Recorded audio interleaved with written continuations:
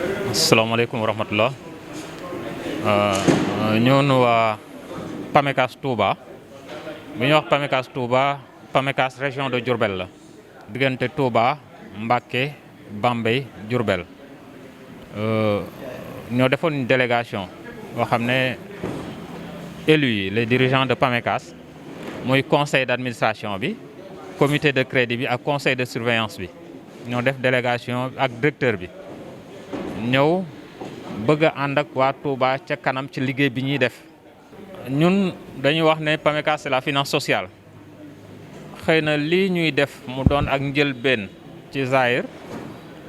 at mu jot bi PAMECAS nekkee Touba ba léegi at mu jot dañuy mener ay action sociale dañ daan def bu ñu liggéeyee ba at mi teru bu ñu amee ay résultats dafa am lu ñu tuddee fonds social. ñun li ñu sunu borom dimbalee mooy ñun dañoo gisoon ne ñi dëkkee Touba li nga xam ne am nañ ko ba mën cee mën a def ay action sociale daara yi la woon ñun. parce que xëy na boo demee ci biir Sénégal yeneen kees yi seen action sociale ñu ngi koy jëmale feneen sunu borom dimbale na tamit ba biñ koy njëkk a def sa daara Sëñ Abib mi bokkoon na ci daara yi ñu demoon.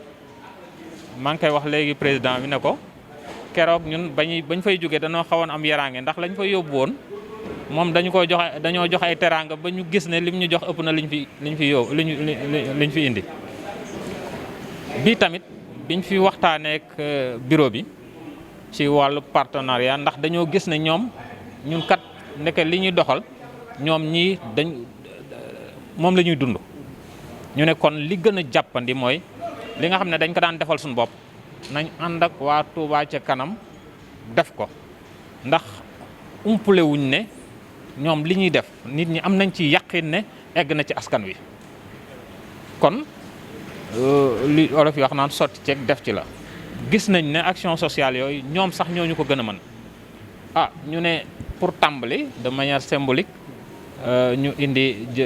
comme dañoo tombé ci weeru koor booleeg événement bi xew ñu pandémie bi ñu koy tuddee Covid 19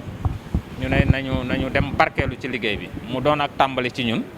waaye fas nañ yéene at mu jot bu ñu amatee ay action sociale yu ñuy def dañ koy ànd ak waa Touba ca kanam mu nekk tàmbale partenariat bi te ñoom it lu ñuy def buñ ko yëgee danañ fexe ba bokk ci parce que boole nañ suñu bopp ci Touba ca kanam. ñi ngi am mbégte mu rëy tey di yëkkati suñuy kàddu ci ndigalal sëriñ Moutala Mbacké mu sëriñ Abdoul Fatah di président commission sociale di dalal nag fii ci siège Touba ca kanam waa PAMECAS ñu ñëwoon indi ay xéwal yoo xam ne dañ koy jàppale commission sociale ci journée sociale yi muy faral di def at mu jot ci biir weeru koor wi. contexte ren bi nag xaw a am changement par rapport ak nañ ko daan defee ndax dañ daan dajale mbooloo mi ci mbaarum Daaru Xuddoos ñëpp nekk fa mu doon journée bu mag waaye nag ren ni mu demee tax na ba ñu changé niñ ko daan doxalee. moo tax ñoom bi ñëwee fekk ñu fii fekk nañ ci ñi leen teeru Serigne Cheikhouna Mbacké Doyoli nga xam ne moo jiite mooy président commission discipline ak programme le président Serigne Abdoul Fatah Gueye mi ngi fi ak Serigne Moutala Mbacké Serigne Abdoul Fatah moom moo yore commission sociale bi. loolu rek ngir won leen ne dañoo am mbégte mu rëy ndax lii ñu def nii bëri na sax ay structures yoo xam ne am nañoo ak ñoom partenariat waaye defaguñ lu toll nii. kon nag ñoom bu ñu ko defee te dara xaatimaguñ ko day wane ne ñoom lii ñuy def nii lu wër la lu ñu gëm la te it dinañ def le tout it ba collaboration boobu gën a ratax suñu diggante ba lépp gën a mën a jàppandi ndax ñoom. ba ñu xamee ne la ñuy def mooy li Touba ci kanam di def dañu ne nañ ànd dooleel Touba ca kanam ñun ñëpp ñu jàppale askan wi. kon nag ci turu commission sociale ñi ngi leen di sant bu baax ci lii ngeen indi